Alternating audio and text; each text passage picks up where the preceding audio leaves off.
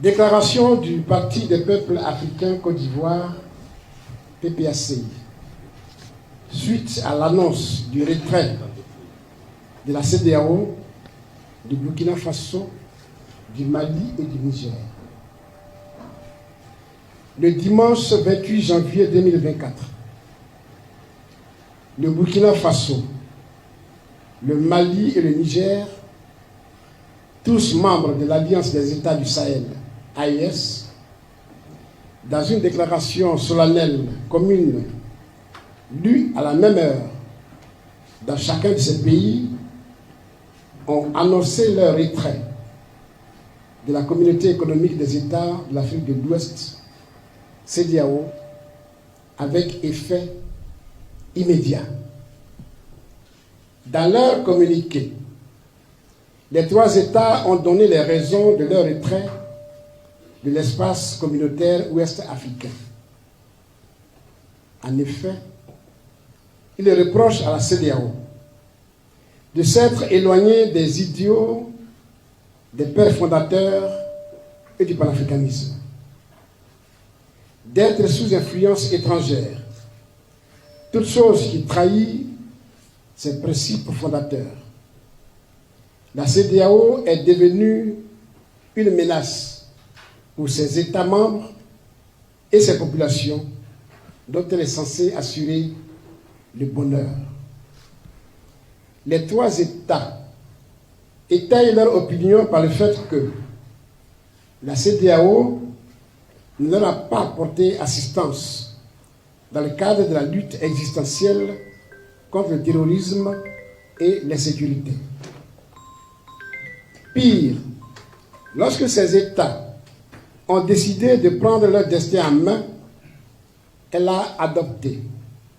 une posture irrationnelle et inacceptable en imposant des sanctions illégales, illégitimes, inhumaines et irresponsables en violation de ses propres textes. Toutes choses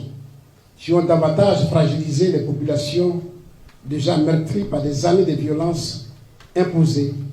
par des terroristes instrumentalisés et téléguidés. Le Parti des peuples africains Côte d'Ivoire, PPACI, et son président, son Excellence le président Laurent Gbagbo, ancien président de la République de Côte d'Ivoire, regrette que la crise de confiance qui s'est installée entre la CEDEAO et ces trois pays ait débouché sur l'option nettement prévisible que les trois États ont finalement choisi de se retirer de la CEDEAO. En effet, depuis le début de cette crise, le PPACI, son président, n'a eu de cesse d'attirer l'attention des dirigeants de la CEDEAO sur la nocivité pour les populations des mesures de rétorsion prises contre les États qui ont connu des ruptures de l'ordre constitutionnel dans leur pays. Dans une déclaration publique faite le 11 janvier 2022, suite aux décisions prises par le sommet des chefs d'État et de gouvernement de la CEDEAO tenu à Accra le 9 janvier 2022, le PPACI avait dénoncé le caractère excessif et impertinent des mesures de rétorsion prises contre le Mali et dont les victimes sont les populations maliennes. Le PPACI avait également trouvé particulièrement inacceptable et dangereuse l'instrumentalisation des institutions monétaires et bancaires communautaires pour régler des questions politiques internes aux pays membres. Dans le même esprit, dans sa mémorable conférence de presse du mardi 22 août 2023, son Excellence le président Laurent Gbagbo avait jugé dangereuse l'idée d'une guerre de la CEDEAO contre le Niger pour installer l'ancien président Mohamed Bazoum militairement renversé. Cette position objective du président est sans préjudice des liens politiques qui unissent le PNDS Taraya et le PPACI. Le président Laurent Gbagbo avait prévenu que les populations nigériennes, maliennes et burkinabées qui souffrent des attaques terroristes depuis plus d'une décennie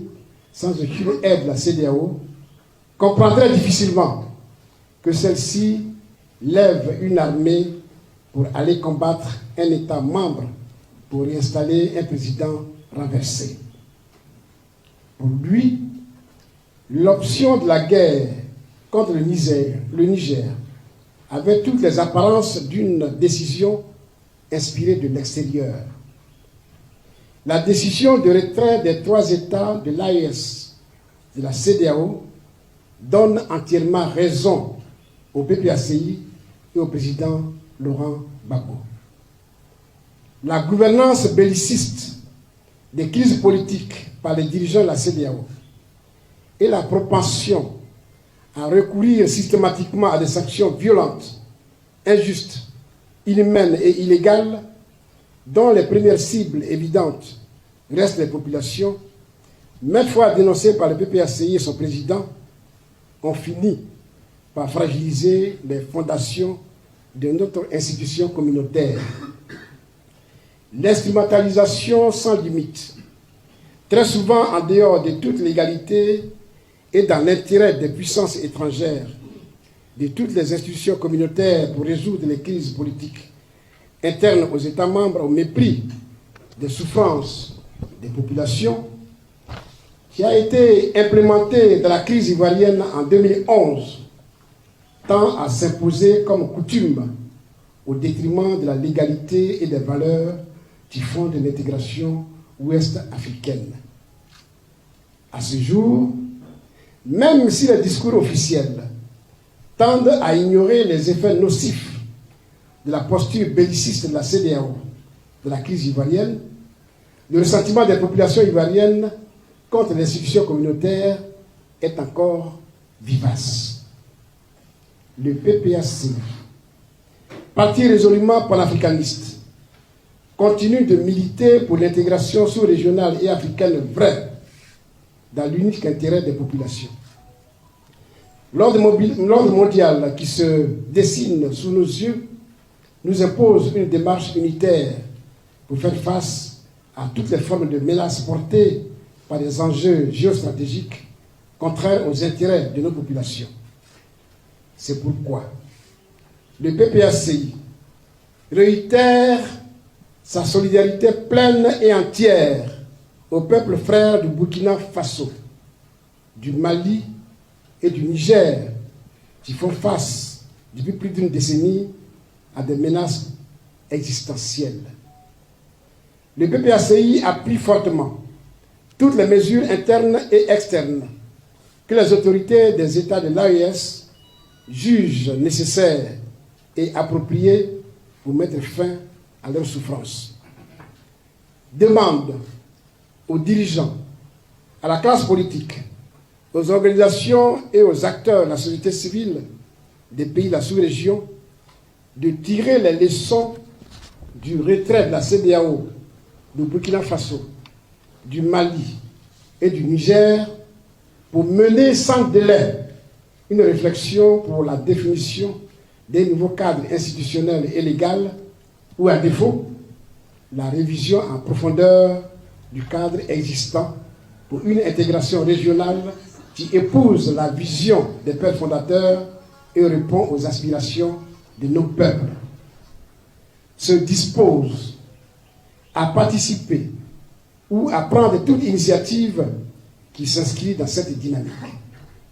Fait à Abidjan, le 4 février 2024, je vous remercie.